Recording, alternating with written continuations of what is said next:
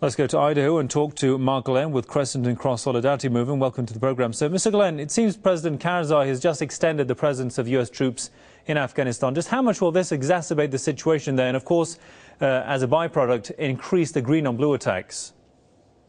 Well, it can only get worse because the Afghanistan people do not want the Americans there. This is Afghanistan.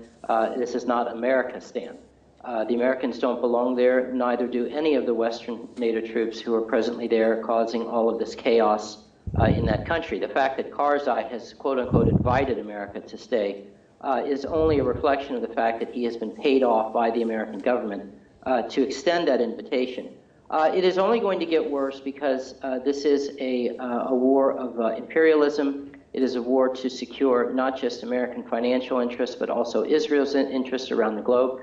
And the Afghan people understand this. Every time they hear about a bomb that has fallen on a home or on a village and has killed scores of innocent people, it just makes them hate America and the West all the more. So, but at the end of the day, you know, as much as we would like to blame individuals such as Karzai and Obama, the fact of the matter is that until the American people decide that they have had enough of their sons and daughters being killed in these pointless and senseless wars, the fact of the matter is that the blame for this is going to rest, unfortunately, upon the American people who have put these corrupt and greedy and ruthless leaders into power. And in what sense do you mean that the Afghanistan war has a financial interest for the U.S.? Well, obviously, Afghanistan is very rich in resources, and they certainly do not want countries such as Russia getting to those resources first. You have all of the oil and natural gas that's in the region. And these are all industrialized countries that are as dependent upon that oil and natural gas as vampires are to blood. And so they're going to make sure that the United States and these other Western financial powers get their claws on those natural resources before anyone else does, particularly given as recalcitrant as Russia has proven herself to be in the the most recent years where she has stood up against Western imperialism, certainly with what is taking place in Syria now, this is obvious. They don't want Russia to be able to become a player on the financial market, and Russia getting her hands on those natural resources would certainly lend towards that.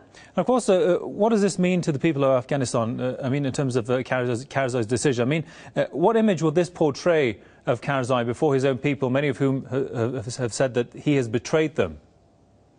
Well, he has betrayed them. Any leader that invites an imperialist army into his country to kill his own people is a traitor to his people. And I'm sure that the Afghan people see this for what it is. It's a reality that is impossible to escape. The fact that he was educated in the United States and that he is living a very luxurious life as a result of American money, this has not escaped the notice of the Afghan people. It is a cauldron. It is only going to get worse.